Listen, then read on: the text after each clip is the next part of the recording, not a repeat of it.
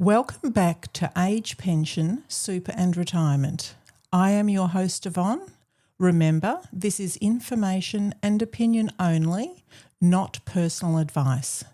Today, we will be looking at some frequently asked questions about the age pension.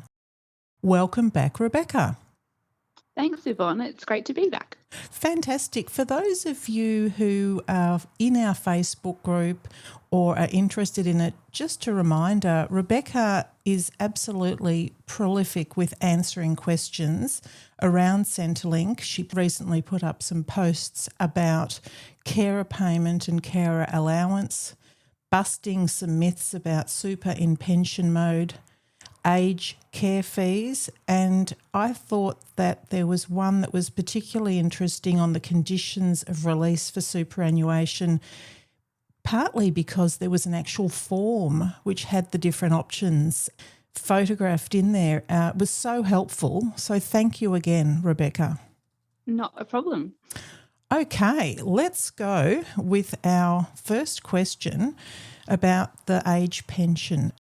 Do people need to retire before claiming the age pension?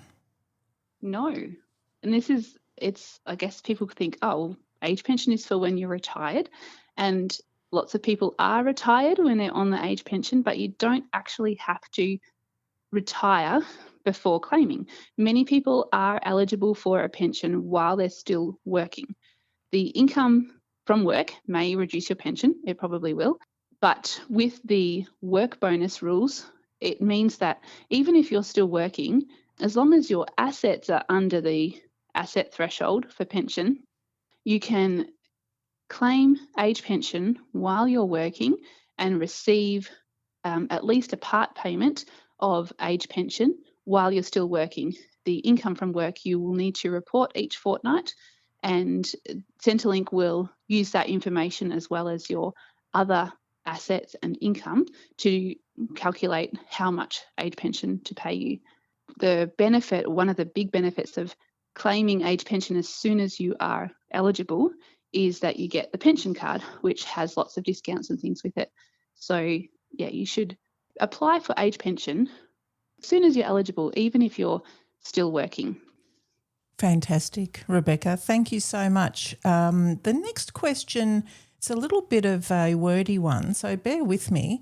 Yep. If someone's a member of a couple, when a member of a couple turns 67 and applies for the age pension, does their spouse get it too? Do they get a single person pension? How does all this actually work, Rebecca? Okay, so age pension starts from 67 years of age. So let's say you've got a couple and there's 2-year age gap.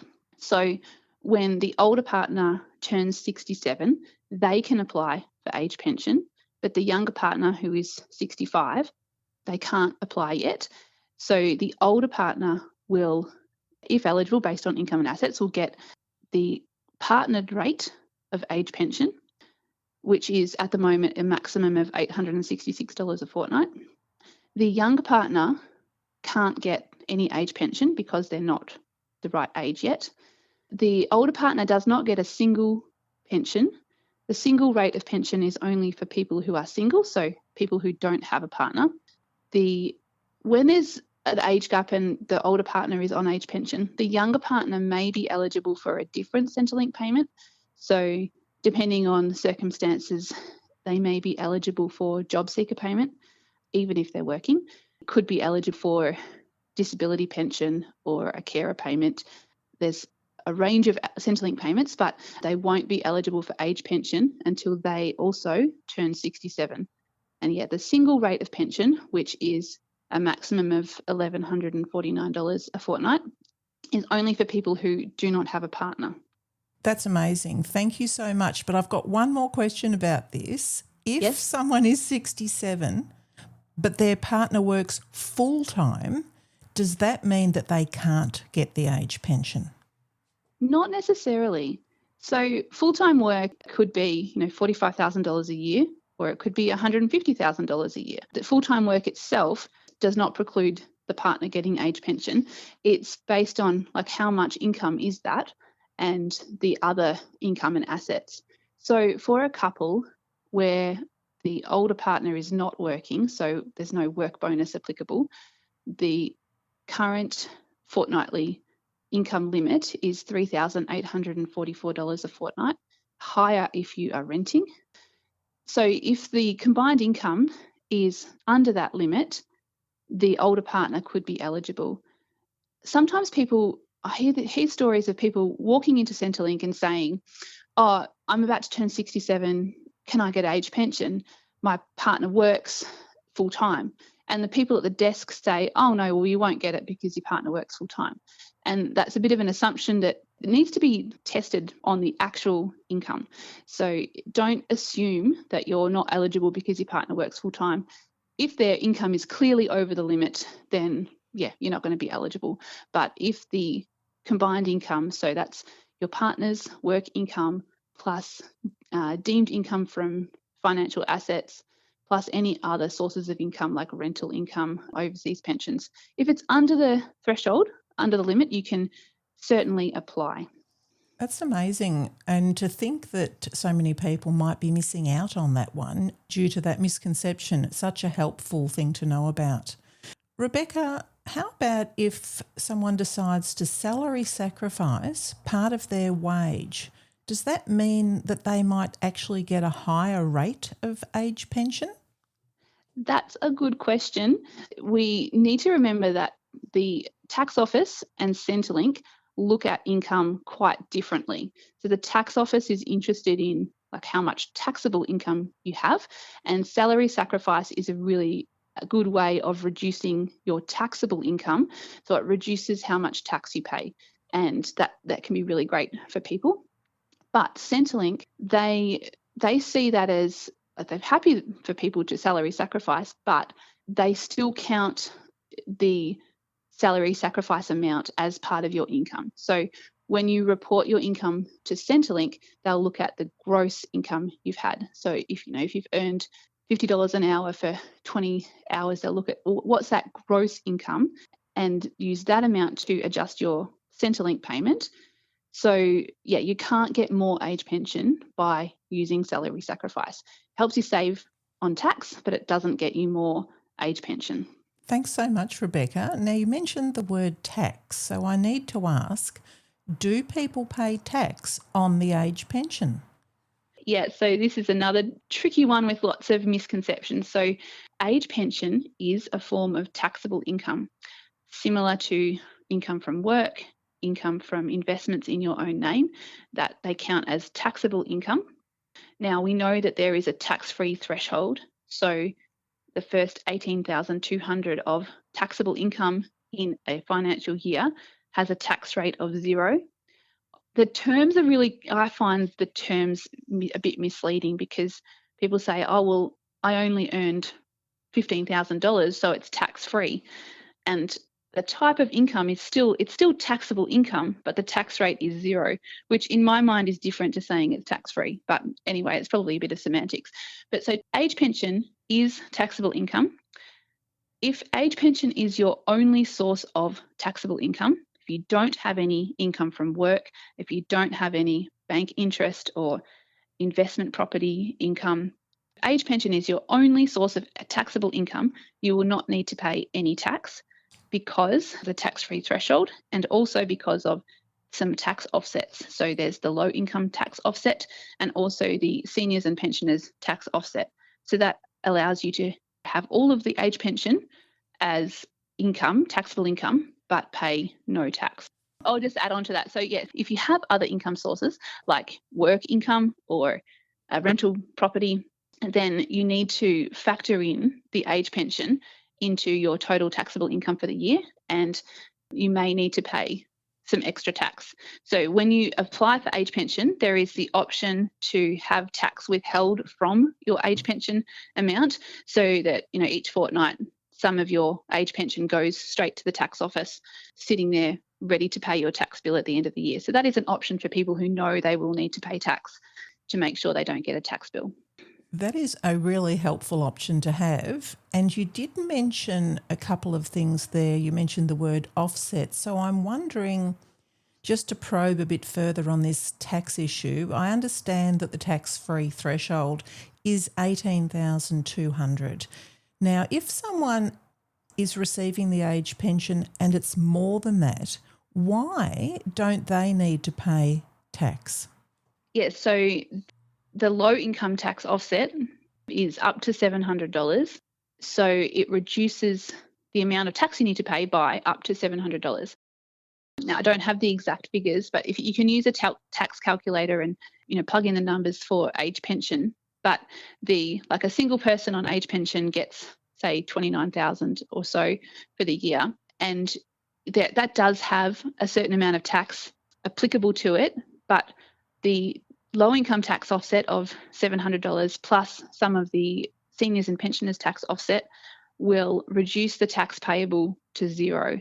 Like the government, they want people to pay tax if you're earning a decent amount of money, but they know that people who are on a full age pension with no other income, it's a pretty low income, so they don't expect you to pay tax on that. Fantastic. That's amazing, Rebecca. Thank you so much. And just a reminder for everyone before we go on that this is never personal advice and information only. We're going to take a different turn now, and we're going to look at what is the 5-year look-back rule, something that is very, very often talked about in one form or another in our Facebook group. Yeah, so the 5-year rule is about gifting.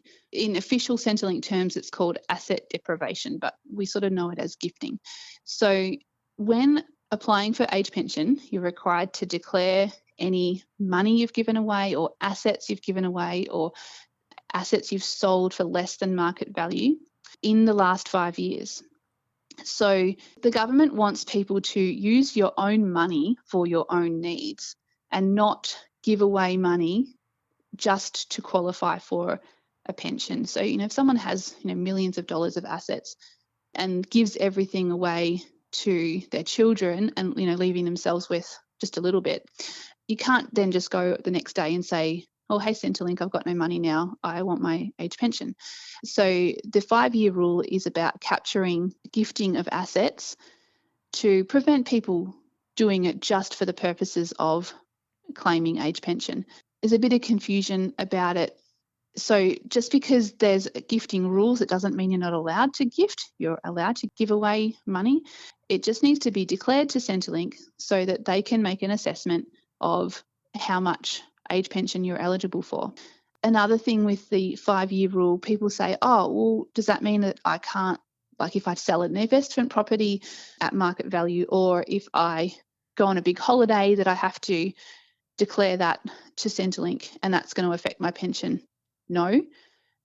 Money that you've spent on yourself, whether that's having a big holiday, whether that's renovating your home or purchasing a new home, or medical expenses you might have had, all of those things are things, for yourself. And it's totally fine to spend as much money as you like on yourself, and there's no Centrelink penalties for that. That's not a problem at all. There's also questions about, well, if I withdraw my super, do I have to do that 5 years before I apply for age pension? No. Again, the super is yours. You can use it for your own needs. It's not a problem for Centrelink. You need to declare gifts you've made. So for some people, that's, gifts of cash to their children to help them buy a house. For some people, maybe they've got a car they don't need anymore and they've gifted it to a grandchild, or sold a $10,000 car for only $1,000 to their grandchild. That would need to be declared. It's only gifts or assets you've sold for less than their worth.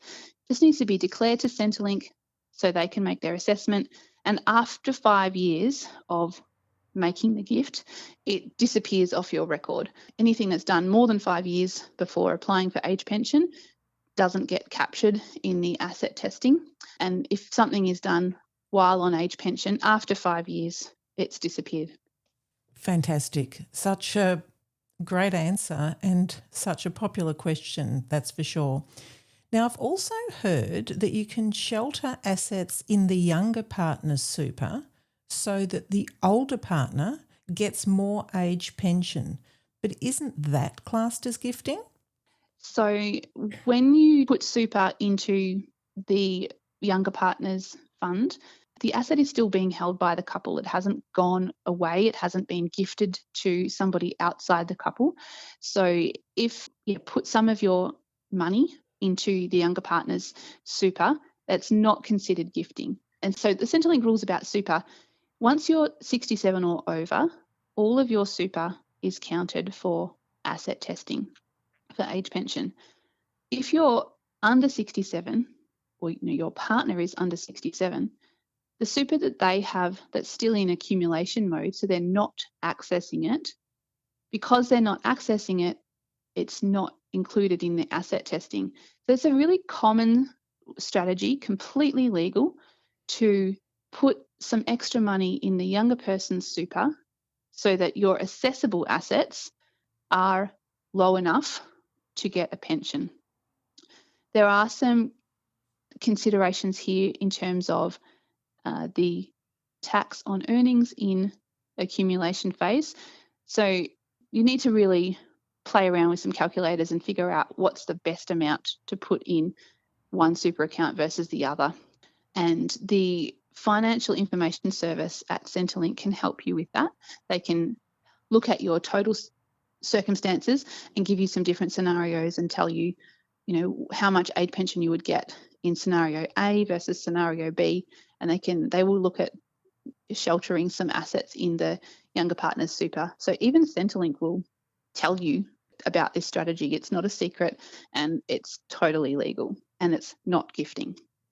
That's amazing, and such a helpful thing for people to know about so that they do get what they should be getting or could be getting. Thank you so much. What is the difference between a homeowner and a non-homeowner for the age pension? Scott, there's a simple answer and there's a not so simple answer. I'll keep it short. So if you own the home that you live in, whether that's a house with 3 bedrooms, whether it's a unit, whether it's an apartment in a big apartment block, if you own or are paying off the home that you live in, then you're considered a homeowner. If you don't own the home, you're not paying it off, you don't have any legal title over the home that you live in, then you're considered a non-homeowner. And the asset tests are different. The asset test limits are different for people who own a home versus don't own a home. And this is to somewhat compensate non-homeowners for the lack of security of tenure they have.